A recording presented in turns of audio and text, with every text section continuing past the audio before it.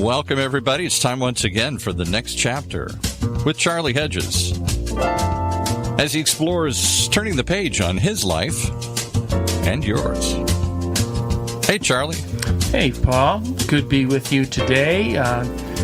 Tell me, how are things at OC Talk Radio? Well, always better when I hear somebody's going to come in and talk about jazz, my favorite type of music. Well, that's good. I don't know how much jazz we're going to talk about, but Kory is an expert in jazz, and our guest today is Kory Livingstone, author of a book with a most intriguing title, Quiet Determination, Unlocking the Gates to Unlimited Success.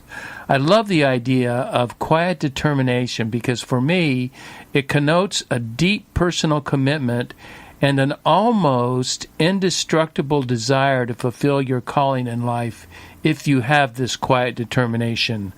Kory Livingstone comes to us from Toronto, Canada, where he created a most interesting career, which is a combination of musician and life coach.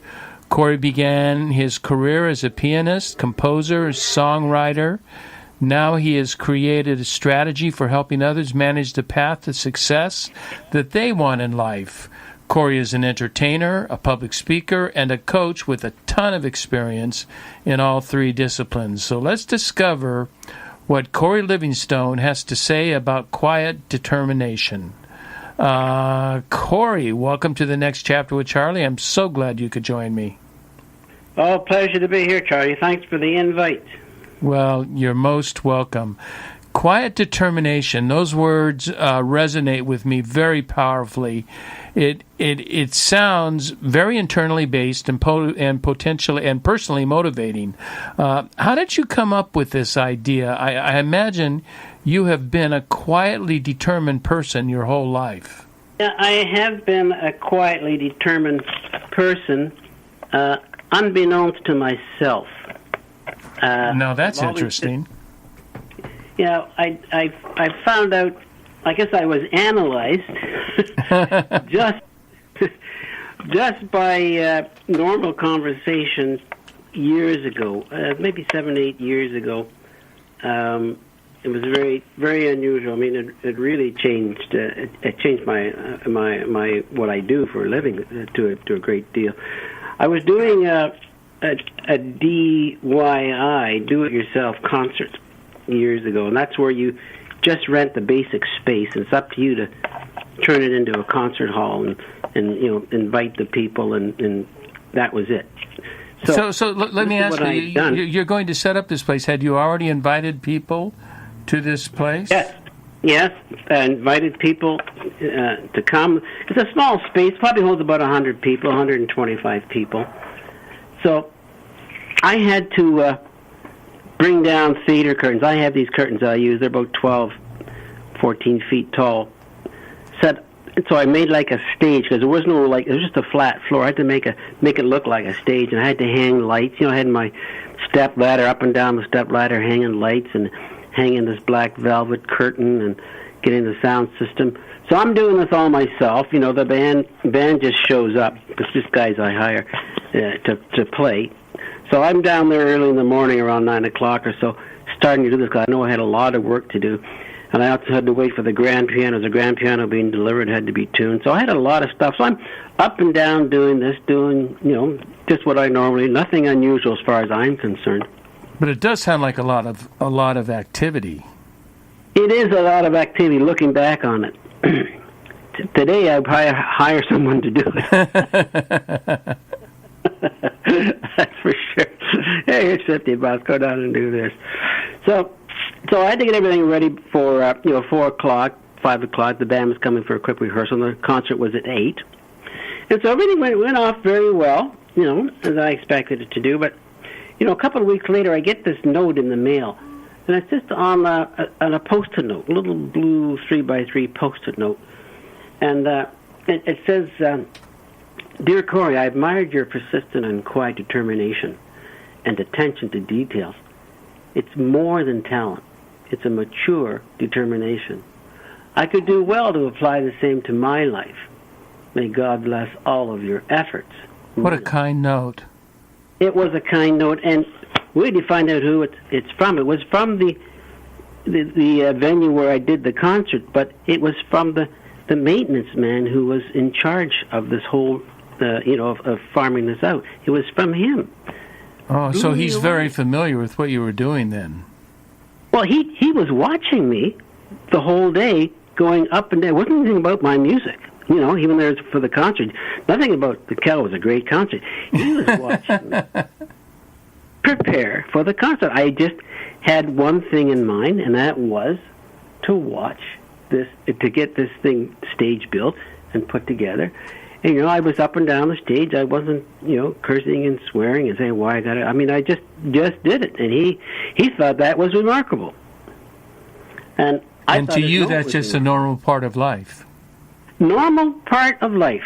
You got to get up, you take the garbage out to the curb, you take the tins back, right? I mean, but anyways, I put that note away for a good long time, 7, 8 years. And then I got I was inspired to write a book, and I had my topic already. I wanted to find out, what did he mean by quiet determination?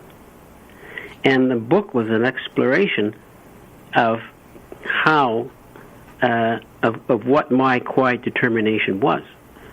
So the book did two things. It was exploratory, and it was also a teaching tool, and maybe an analysis tool, and an analysis of how I work.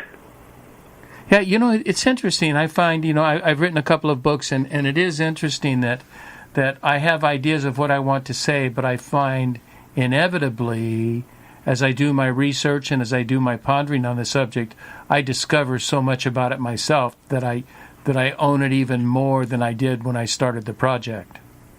The same thing happened to me. In fact, Charlie, after I had written the book, I started taking my own advice.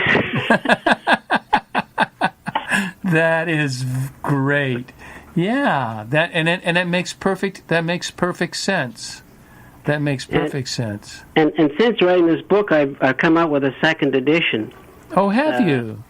Yeah, because I went with I self-published the first one. This one I went through a publisher, and I changed the title slightly. Still quiet determination, because that's the power. Right? That's the powerhouse. Right. So it's called, and it'll be coming out in the spring. Quiet determination: 15 ways to break the barriers of your untapped success. Ooh, that's a great title. You're a little more powerful. You're good at titling. Well, I work with a publisher, who helped me. He says, I can give you a better title. He says, the one that you got is good, but this year's one's better, So I went with that. And it leads more, it lends better to coaching. Right. Because, I've got 15, the title, the subtitle, which is 15 ways to break the barriers. And that's what people have in this note, He says, I could do well to apply the same to my life. So, in other words, he would like to be successful. There's something that's holding him back. Because this was not like a kid. This man was probably in his late 30s, maybe early 40s. But he was astute enough in his observations. He was very astute in his observations. The fact that he was caretaker of the building meant nothing. He was an astute human being who saw something that I didn't see, or I knew it, but I didn't really, I didn't say, well, this is how it works. This is just how it is, a deer has antlers. That's what he has. He didn't say, oh boy, look at that. You just get used to it, Ducks have feathers. That's what they do. So am I correct in assuming that the first book may be a little bit more vision and strategy, and the second book is more tactical, more... No, it's basically the same. Basically, the biggest change is the cover and the title, and I did some more tightening up inside. Oh, so it's it's a rewrite of the first book. Yes, the second edition, like I say, it's I see, it's a second edition. I'm sorry I missed that. Yeah, second edition, so... it even looks better, second edition. Yeah. it's just about it. It was a little tighter and a little more professional. So with that title, and it worked well with my coaching as well, and with my speaking career. That's great. People are looking for ways to do stuff. So I've got 15 ways. Ways are very helpful. Not ways. It's 15. It's 15 ways to change your mindset. So it's not so much.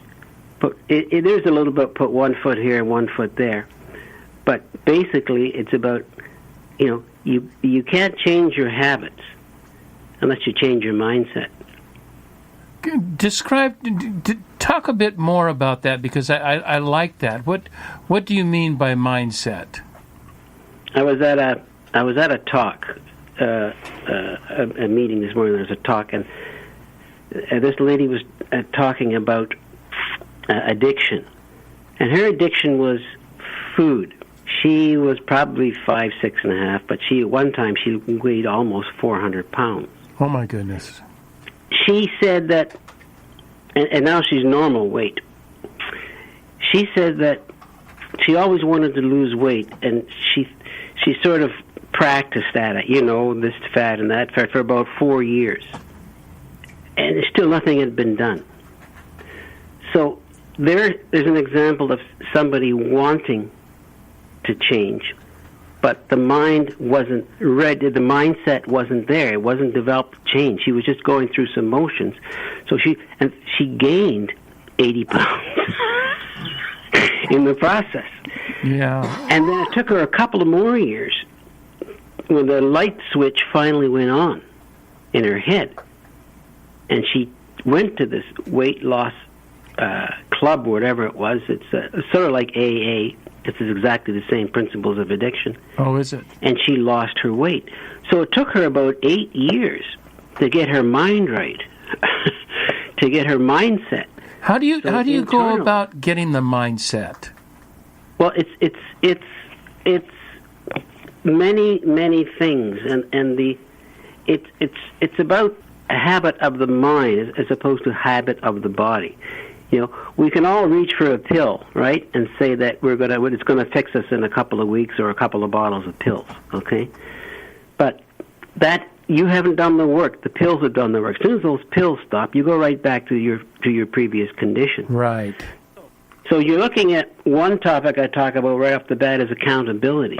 That's taking responsibility. So mindset's like taking responsibility. If you don't take responsibility for your actions, okay, that is, you don't have the mindset of accountability. So accountability means being responsible. It means not passing the buck. It means not saying, gee, that's not my job. Right, it's not a victim mentality. Exactly. So exactly, the victim, that's exactly right. It means, okay, there's something here. If I can I'll put on my boots and my gloves, and I'm going to get busy, and I'm going to fix this problem. I'll help you fix this problem. I'm not going to say, well, it's not my job, go down the other department. So this is, and that's the biggest thing. Number one thing in developing a mindset is being accountable. I so agree, and as I was reading your book, and it's early in your book, and there are two subjects that seem essential for success, and they both dwell in that realm of quiet determination. And the first of these you mentioned in your book, you call it sustained accountability. And I'm a strong believer that one of the core keys to success in life is personal accountability, that you are responsible for your life. You can't allow other people to be responsible in your life. Do you have ideas? What does accountability mean? What does it all entail? See, and the key word there is sustained. Yes, I agree. Yeah, Absolutely agree. Sustained. I followed it for one day, but don't expect me to follow it for the rest of my life. Okay? Because one day is not accountability. It's sustained accountability. And I'll give you the real life example where I learned about. See, the whole thing about this book is, as I was doing it, these are the things I learned taking music lessons. There are life lessons that I learned, and I didn't know it while I was taking lessons. So the number one thing right off the bat, when I was taking piano lessons, I had no say in the matter. The piano showed up one afternoon to the house. Saw these two men lugging it up the stairs. My mom says, "Yeah, you're starting piano lessons next week." I was starting the piano lessons, and the rules were practice every day, Monday to Friday, every day at the same time, around 5 o'clock, and you practice for a half hour. The first 5 minutes, and I don't have a clock. My mom was very smart. She made sure that, the kitchen abuts to the living room, which abuts to the dining room, which abuts to the living room, and that's where the piano was. So she could make the dinner in the kitchen and still hear me practice. I was practicing. And every 5 minutes I called out, "Is a half hour up yet?" Are we there yet, Dad? Exactly. So I'm 7, 8 years old. I'm kind of bored, right? No, half hour up, not yet. Was the answer coming back. And every 5 minutes. So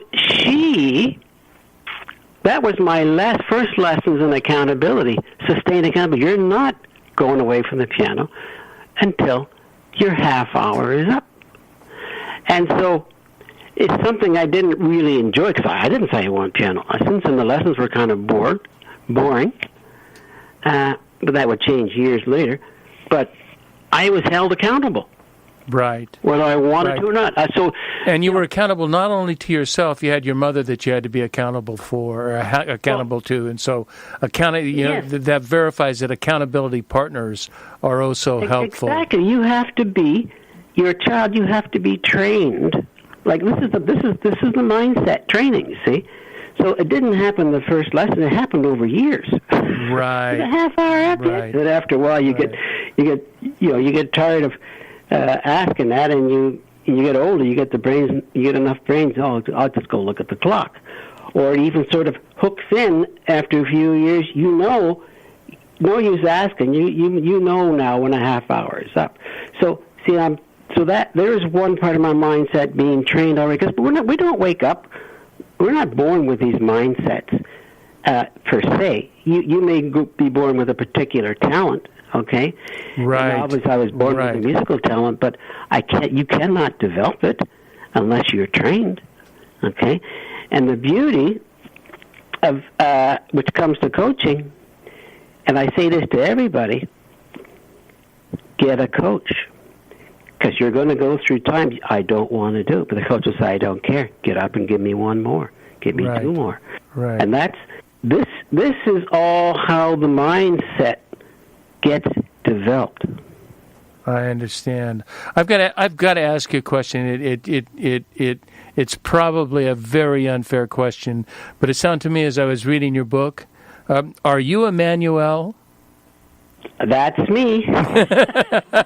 That's what I had. I had a feeling you were telling it was an autobiography, but you changed the name. But that there's about 80%, 75-80% autobiography in this. Told a different way. Dressed up like a Hollywood way, but essentially, it's right. In fact, that's one of my middle names. Oh, is it? Is it? Yes. Okay, tell me something now. I want to continue on with sustained accountability just for one more question. And does that sustained accountability that you promote, does that have anything to do with the formation of some essential habits or routines? It's got everything to do with that. It's got everything because. See, again, there's that word sustained. I just didn't say I could have said accountability. Right. Yeah, sustained is a beautiful adjective. This is sustained. So you see, sustained means it's a habit. So if I have to form a habit, a habit means it's sustained. So you have to form the habit or keep working on something till it becomes a habit. And a habit is something that you do without thinking, okay? It may be a bad habit. Right. Okay. Right. But in this case, we're looking at in the positive side, because everything you have to keep working on. You're going to be a hockey player. You have to keep working on your dribbling the puck with your stick until it becomes like a habit. You do it in your sleep. You just have to keep doing it, regardless whether you like it or not. Jocko Willink, who's an ex-Navy SEAL, wrote in his book that I can't remember the title, but he did say that discipline, which has a lot to do with habits and routines, discipline is the route to freedom. If you have disciplined life, then you have planned for times of freedom. You get rid of all the cluster and all of the stuff that you need to do and all of your routines, and then you are left with loads of time for freedom. But I had never thought of it that way, that discipline is a route to freedom. Well, he's so right, because I write later on in my book about organizing your time. Right. You write quite a bit about that. Yeah. You've got 1,000 things to do, right? We all have 1,000 things to do, but realistically, we can only do 10 of them, or maybe 5 of them. So you have to get rid. You have to throw to the thing. You have to prioritize things, most urgent, and then go from 1 to 10 or 1 to 5, depending on how much time. Because I do this to myself. Because it was a point there. I said I have so much stuff to do. I really can't get it done. I want to, but I'm going to have to just bite the bullet and concentrate on these 3 things. And so once you do that, you can organize your day. I do this here, I do this here, I do this here. I've got time to have a workout here, and I have time to do this here, and I have time to do these other things in between or around, because I know I have to spend X number of hours doing this, X number of hours doing that, or whatever it is. So I have my schedule, and it can be as loose or as tight as you want. Some people, like in the beginning, beginners need to go half hour by half hour, even minute by minute, until they can plan a section. I need an hour for this, and it starts here. And I know I'm going to work for the full hour. And it doesn't mean you stop, make yourself a coffee, talk to the guy in the next desk. Right. It doesn't mean you go on your phone, check your email. So when you take care of things that matter, then you're going to have a lot of freedom. Okay, the more control you have, the more freedom, because you're only going to work with 3 or 4 things.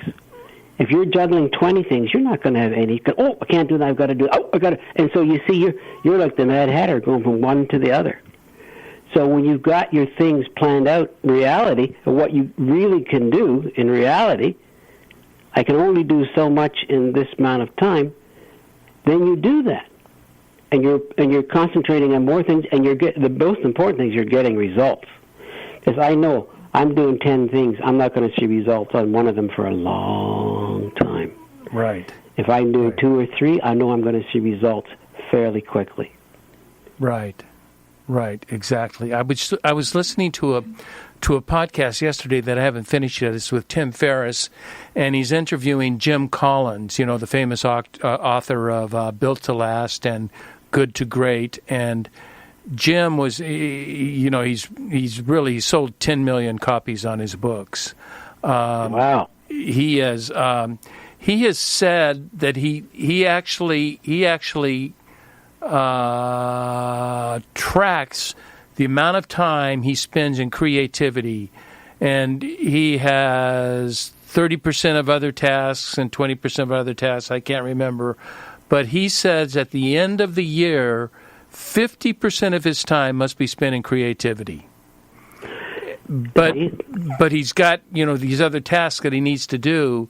But for him and where he's at in life, he's able to spend 50% of his time creating. You see, and that's exactly where I'm trying to head. Because, see, I'm now in the process of trying to get other capable people to do stuff for me. Right. Okay? Right. So I can spend, exactly like Jim does, more time on the creative aspects of what I want to do at this time. I don't want to be spinning, jumping on the wheel again, doing chef, cook, and waiter all at the same time. And see, so he realizes, he's realized what his limits are. Right. Okay? This is where I want to spend my time, so I'm going to build it around there, and everything else will come second. Because 50% of your time, he's made a conscious decision where he's going to spend where he wants to spend his time. And the other areas are important, but they've got a much lower priority. So that's right. And they deliver, and they don't deliver the results that he's looking for. Exactly. I have now. We're about halfway through our podcast, and I want to take the podcast in a little bit different direction. Same topics. We're still talking about quiet determination, but I want to go to another aspect in your book. But before I do that, I would like to take a brief break, and we'll be right back. Sure.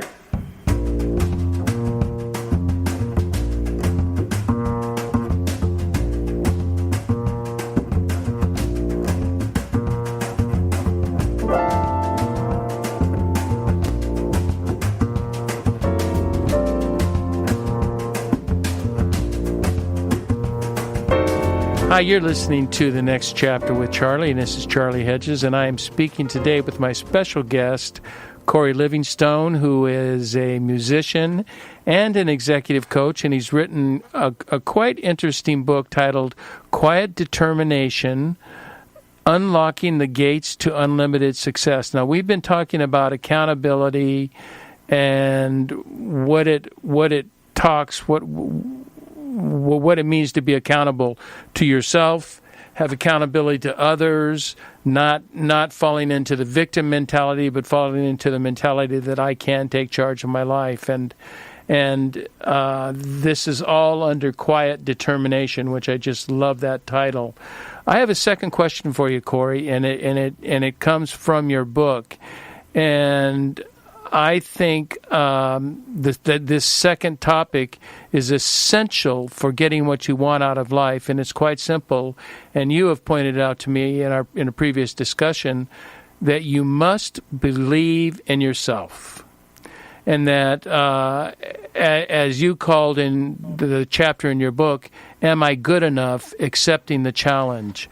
I think that self-doubt is one of the most disabling thoughts that prevents us from taking the risk and having the courage to pursue our dreams. Do you have any suggestions because so many people have self-doubt, and as you pointed out to me earlier, we live in a culture that promotes self-doubt, that promotes failure and that you're not good enough, and so it's very difficult to rise above that, to believe in yourself. So what kinds of suggestions would you have for someone trying to overcome self-doubt? Well, self-doubt, from my experience, something that's been bred into you, and I'm thinking it's usually from, it could be either from your peers, somebody in authority. Like your parents? Like your parents. Why can't you be like this? You're no good. Constant criticism. I know, well, you're too fat, you're too skinny, you're too this, why don't you do this? So when you're small, the old saying, as a sapling is bent, so grows the tree. So I believe a lot of that comes from early childhood. I have to interrupt right now to say that my son decided very young. He was really young, 5, 6, 7, when he decided he wanted to be a professional baseball player. But by the time he was 10, it was set. He wanted nothing else to do than to be a professional baseball player. And he accrued the mental disciplines to do that. And that's all he did was work on that. But you know what we did as parents?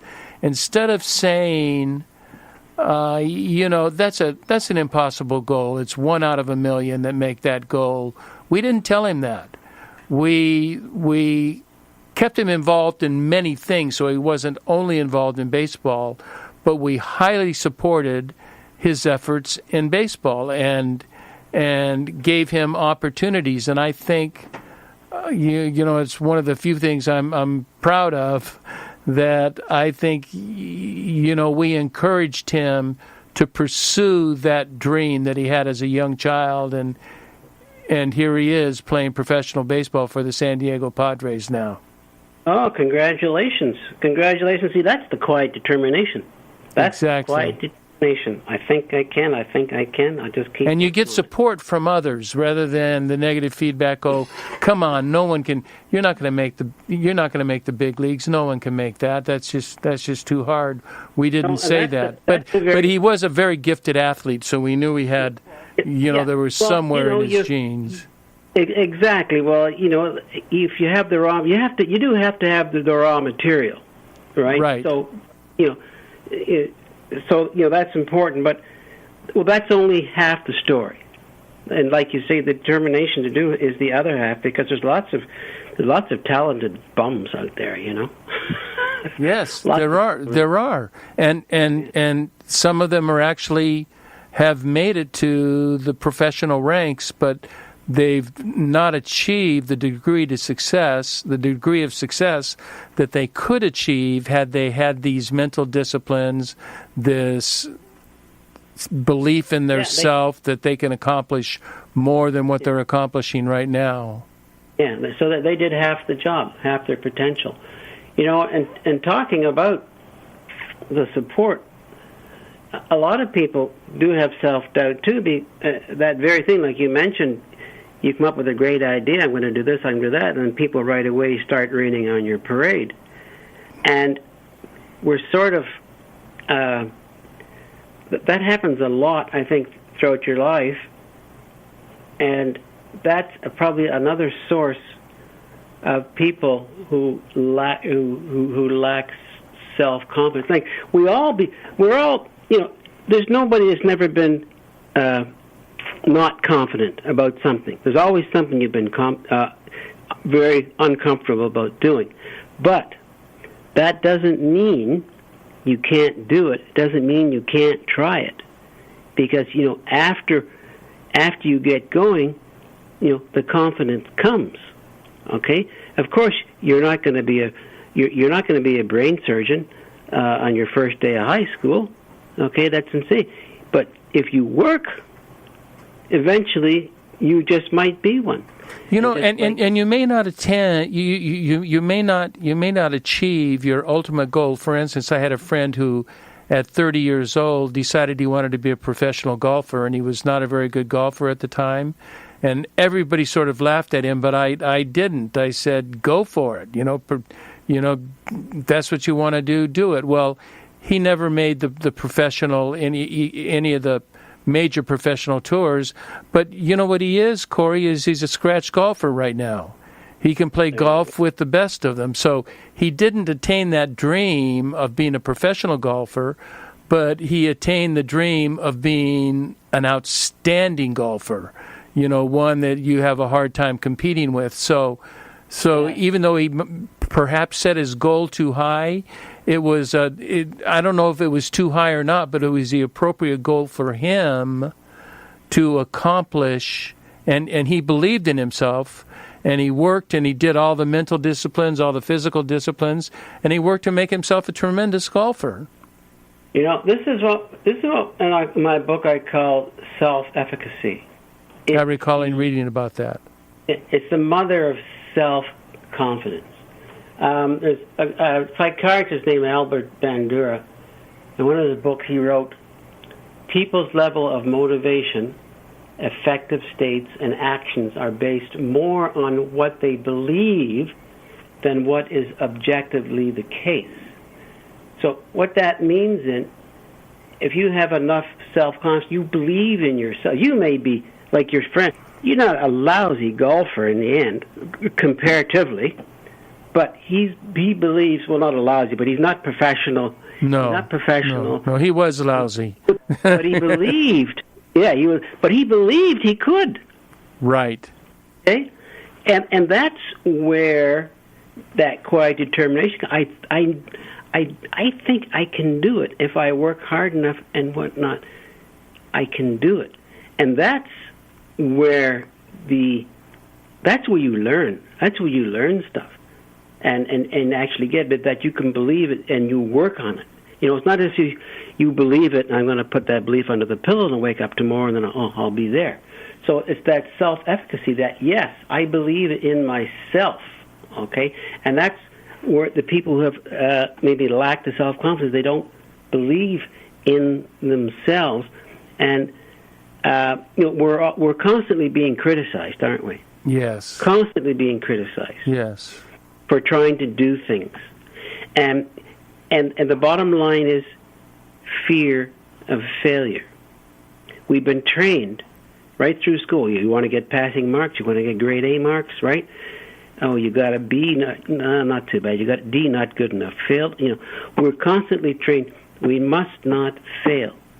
And when the opposite is true, failure is not a disgrace. Failure, at least you find out what works and what doesn't work. You find out the truth from falsehood. You know, they say you can't come back unless you go away. So failure, we're trained to stay away from failure, and that's why people keep themselves unaccountable. Oh no, well I'm not doing. You can't do that, because they're afraid to fail, because we've been trained. Yeah, and that's where we find successful businesses are into what is being called fast failures, and that is, you know, going out and attempting something new and fresh and a creative idea, and if it works or if it begins to work, they can build upon it. But if it looks like it's not going to achieve the determined goal, they will get out of it quickly. And so that's experimenting, that's trying, that's going out and doing something and believing in something. And if it doesn't work, okay, let's move on to something that does. That's what life is all about. It's not a series of successes. It's a series of finding out. I like the very common. I can't think of his name. I can never remember his name. Who invented the light bulb? Edison. Oh, Thomas Edison. When he had 1,000 ways that people said, you know, you've tried a 1,000 ways and this doesn't work. And he says, all I've done is I've discovered 1,000 ways it won't work. And so I know other ways to try. Exactly. And speaking of, there is a way to start building your self-confidence. Oh, great. You know, like I say, it takes, once a ship's in motion, picture a huge ship, an ocean liner, it can't do a 180-degree turn right away. It has to slow down. It has to make a gradual turn. So when you're trying to change your mindset, it's a series of little steps. So what you can do is sit down and brainstorm with yourself. And you list all the challenges, all the things that might stop you, whatever the behavior or the task is. Now, so the person says, "Yeah, I haven't got enough self-confidence to do this, or I haven't even got enough self-confidence in myself." Okay? Right. Write them down. Brainstorm. I can't do this because, you know, I was called a name, I was left out, my parents forgot me at the restaurant, this happened, I've been told. You know, once you see all those things, Okay, and then you look at them, and even if it's they could be like for challenges they can't do, and then look at and rate yourself, whatever rate you want to use, 0 to 10 or 0 to 100, and put assign each challenge or task or behavior a number. Okay, and you'll be able to arrange them in a sliding. So a prioritization. Yes, excellent. Yeah. Yes. And then take a good look at them and just see, is that really the truth? You know. And so it's starting to look at yourself, because people say, "Oh, I can't do it. I'm afraid." Or what? Tell me why? Why can't you? They don't know why, do they? It's a knee-jerk reaction. But if you look back, if they can lay these things out and stare them in the eye, right, they may have a second opinion and say, "Gee, well, no, but I'll cross that off." This sounds to me like something else you mentioned in your book. You have a series of fabulous quotes in your book that I will use in my writing. But one of the book comes from Albert Einstein, and you quoted him as saying, "Logic will get you from A to B, but imagination will take you everywhere." Logic will get you from step A to step B, but it's imagination that's going to take you everywhere. And I'm a strong adherent to imagination and curiosity. How do you see imagination and curiosity impacting our goals and our success and our dreams in life? Well, I'll give you a very personal example. Recently, like I've been a jazz. I studied jazz when I was young, a kid. I went to university, so and so forth. And after about a 30 or 40 year hiatus away from studying jazz, I said, I feel there's something still to learn. So I went back and studied with this guy in town, and I found out he was just teaching things I already knew, but I wasn't applying them to their full extent. And so I stopped going to him and started applying these things. Then I said, I'm going to go one better. I'm going to go back to university and study music. And so I went in, and I applied and I got accepted and everything else. And I'm looking at their programs. And it dawned on me, these guys are just showing me step A, step B, step C, step D. I know how to do steps. And then I went and I thought a little further. When you look at the great composers, be it jazz or classical, Duke Ellington or Beethoven, they had a few lessons, okay, but they went outside the known world, as it was.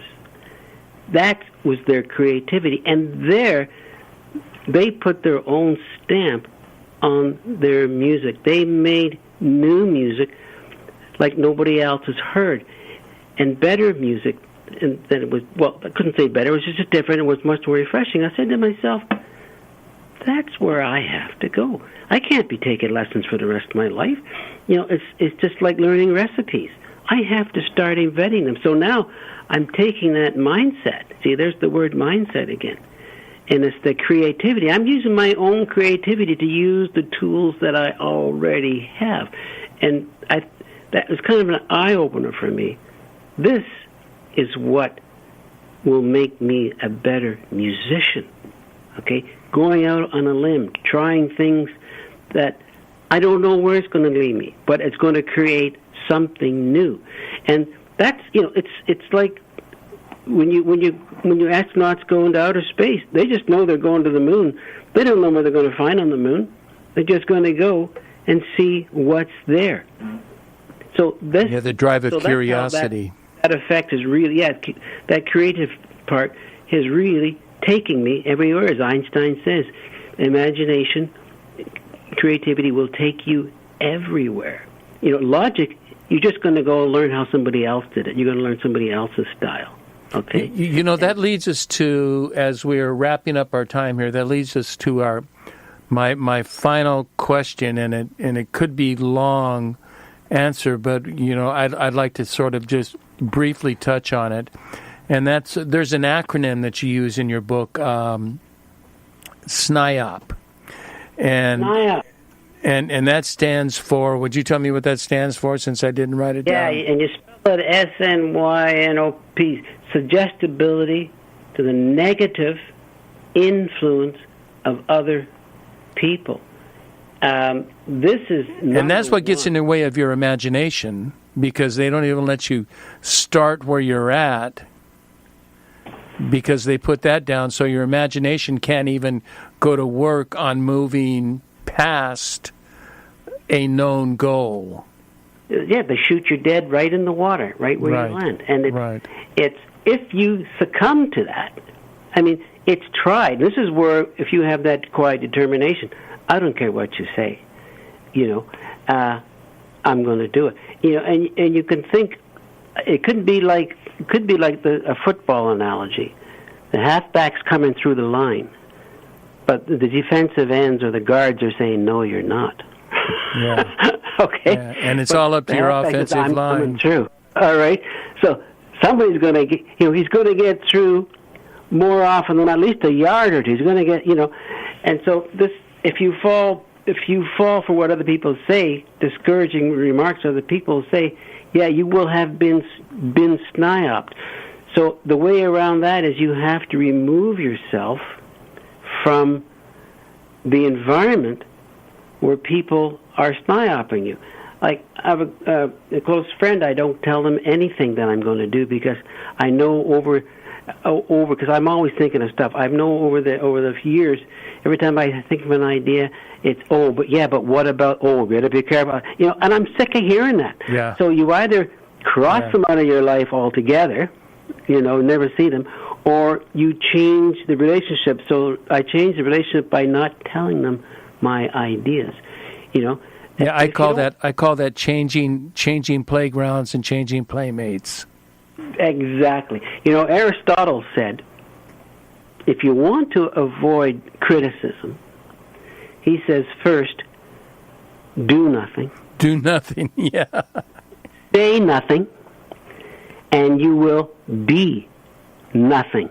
Oh, what a great quote. Boy, you come up with these great quotes, and there's one that I want to sort of wrap up this SNIOP idea, that you have another wonderful quote in your book from Bill Moyers, and he writes, freedom begins the moment you realize someone else has been writing your story, and it's time you took the pen from his or her hand and started writing your story yourself.